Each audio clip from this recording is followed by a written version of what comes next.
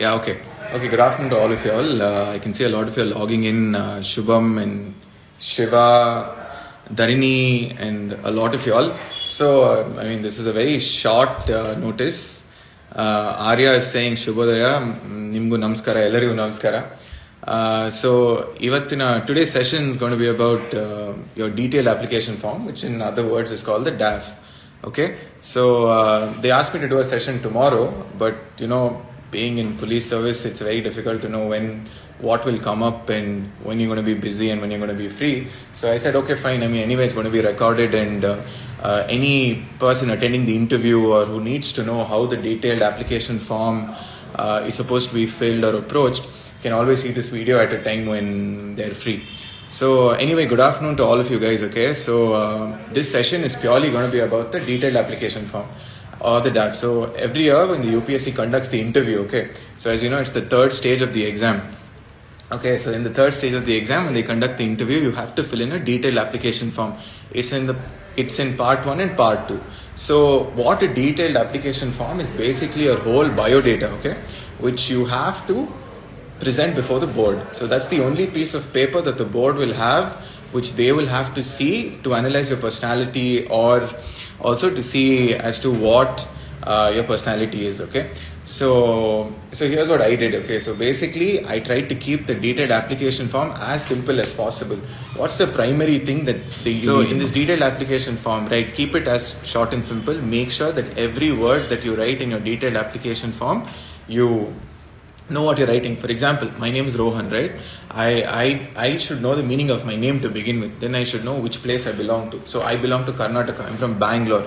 Okay, so I have to know exactly what about Karnataka, what Bangalore is, what everything is, right? So you guys have to know it, and then you have to talk about your hobbies. Okay, so then you have to fill in about your hobbies, then you have to fill in about your achievements, about your college, about any job experience or any interests or any achievements, all of these things. When you fill in all of these things, you will know exactly what the board will see. Like for example, so I'm by profession, I was a lawyer before this. Okay, so I've studied BA LLB. So I had filled in the same thing. So I could definitely understand that I'll expect a question about law. So then they'll say, okay, fine, law. Why did you choose law? Why? So they'll ask you many questions based on the same things. So you have to go through all of these aspects. But let me tell you one thing. Please keep your DAF as simple as possible. Just because you will be able to fill in many things, don't fill in a lot of things, because then they'll ask you questions which you'll not be able to answer. And if you're not able to answer those questions, then it will be very difficult.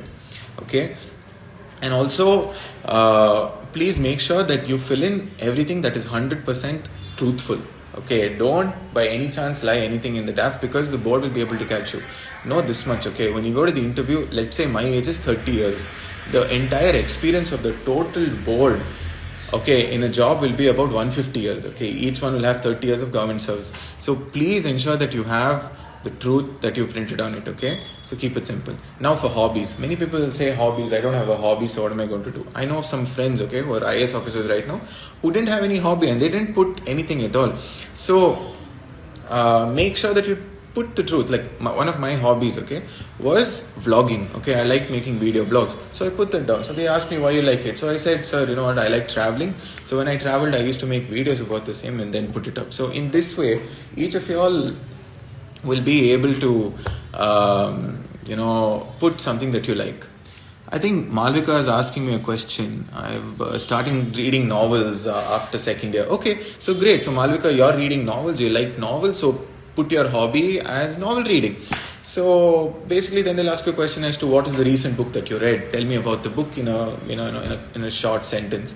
And then you talk about the best books that you've ever read. So it's just a conversation. I'm asking you a question and you will be answering the same thing. So that's how simple it is. Okay, any achievements. So most of us don't really have many achievements, right? Maybe not everybody is a topper in college. Not everybody is a good football player. Not everybody is something. It doesn't matter. You would say, you can. There's nothing wrong in admitting that I'm an average person. And for example, I'll tell you. So in my 10th standard, my percentage was about 75 or 76, and in 12th standard it was about 85. So I mean, like you, I'm also pretty average, and then I went to government law college, I finished law, and then I took up UPSC, right? So in that way, it's everybody's going to have a different thing. One person asked me a question about how to speak English fluently, right? It see the whole aspect of the interview is not to test your English, okay? It's not a job for an English lecturer. It's a job for to select a bureaucrat. So for that, you don't really need to know good English. You need to convey your thoughts properly. Like for example, if you're from the Hindi medium background, then speak in Hindi. Like there's nothing wrong. The board will understand. You can always say, sir, I can't answer the same question that you asked in English. So आप sir मुझको permit करेंगे तो मैं आपके साथ इस जवाब को हिंदी में दूंगा. ऐसा you can say stuff like that. And when you say stuff, they'll also appreciate your honesty and you're saying it with conviction. So you say it. But the same will not apply to people from other backgrounds, right? Like if you're from Karnataka or Tamil Nadu or Andhra, you can't say anything in like these languages because maybe the board will not understand it. That is when you have to think about filling the choice of medium for a UPSC as maybe a different language. So then you have to do that. So according to me, right, the most easiest and the most exciting part of the whole UPSC exam is the interview. Okay, so it requires zero preparation. It just requires you. It requires your personality. It requires you to go sit in front of the board, be confident, talk to 5 people, and make them like you, and then just come back and get those marks. So that's exactly what you need to do. It's for 275 marks, 30 minutes. You will get about 190 plus marks. Anything above 190 marks, you're guaranteed to have a seat name in the marks list. I mean, in the rank list. So then, of course, it all depends on how you've prepared, how you've scored in your mains, that you will determine which rank, which service, which cadre, which state, everything. Okay. Abhishek has asked me what is the toughest thing in the interview. Okay, Abhishek, I'll tell you, the toughest thing that happens in the interview is to remain calm. Okay, you'll say I've gone to only one interview, and the interview that I went to, I cracked it. So the first time I went, I was very nervous. Okay, like my hands were all shaking, but I didn't show it. Okay, like I just kept my hands on my on my lap, and I didn't show it. Although I was trembling on the inside, I was very nervous. So but still I just remained calm, like just kept my face straight, didn't smile much, and I just answered whatever they asked me. And one more important thing is, they asked me some questions for which I didn't know the answers to. I said, I don't know, sir. I kept this about 4 or 5 times. I said this. So that time they were also appreciative. Okay, they also know that nobody knows everything, right? If you can just be truthful, the board will like you. Okay, and Praveen Sai is asking me how to overcome depression. Okay, so I'm not a qualified psychiatrist or a psychotherapist, so I don't really know how to overcome depression, but I can tell you this much: this exam is filled with a lot of uncertainties. Okay, each of you all watching this video, right, maybe doing a second attempt, third attempt, you may be having poverty at home, you may not have proper resources, maybe you have a lot of responsibilities, you don't know whether you'll pass the exam, so much uncertainty is there. So that will make you feel emotionally vulnerable and you might feel low. So in such circumstances, you have to tell yourself as to why you started. So then you have to see, you might have some idol or some journey or something. So all of that together will help you.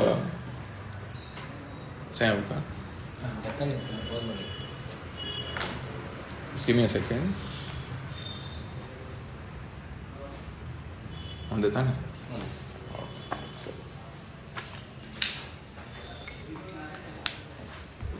Okay, so when you think about why you began, you'll always get the answer as to how you started. And then please focus, okay? Like I cleared the exam in my 3rd attempt, okay? So in my first attempt, I didn't clear prelims. In my second attempt, I didn't clear prelims. In my 3rd attempt, I cleared all 3 stages. Now, maybe I would have cleared in the second attempt, and maybe I would have gotten into, some other service which I didn't want. So my first preference was IPS. I wanted to be an IPS officer. So I cleared the exam in my 3rd attempt. I became an IPS officer and I got my home cadre also. So each of us has a destiny, okay? And like destiny and fate will determine where you land. So please wait. How, your destiny will show you the route. And when your destiny shows you the route, walk in it. And when you walk in it, if you're a good person and if you if you know that you're doing the right thing, okay, you will definitely get whatever you choose. Okay. So just stay motivated. And again about DAF, right? Please ensure that you keep it simple.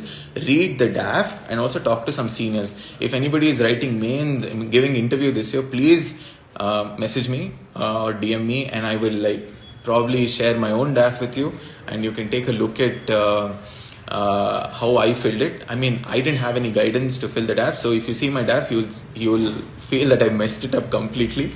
So maybe my DAF is not the greatest thing, so I'm just saying, take a lot of time, talk to some seniors, somebody who's in service, talk to an adult, and make them see all the questions, okay? And then once they see all the questions, you try to ask them what kind of appropriate answer should be there. Bring it out in such a way that your personality is highlighted. Okay, so Abhishek is asking me, sometimes the interviewer will ask you a question which you will not be able to explain. It's very simple. Like, for example, I'm sitting in front of the thing, okay? There's always, I think, a pen and a paper in front of you, right? So when they'll ask you a question, you won't be able to put your thoughts together. So how do you show your confidence? You'll say, sir, give me one moment. I'd like to write down your question, and once I write down the questions, I'll think about it and answer. So what you're doing right now, one is this, taking the paper and putting in front of you, you're organizing your thoughts, number one. Second, it's showing those 5 members in front of you that you have confidence. You have confidence to ask what you want, right? So then you write it down. When you write it down, you can think about it. And when you think about it, you say the answer. Just say it truthfully. Don't lie. If you don't know, say I don't know. There's no problem saying I don't know, and the board appreciates it. They just don't appreciate you lying. So if you do that, you'll be fine.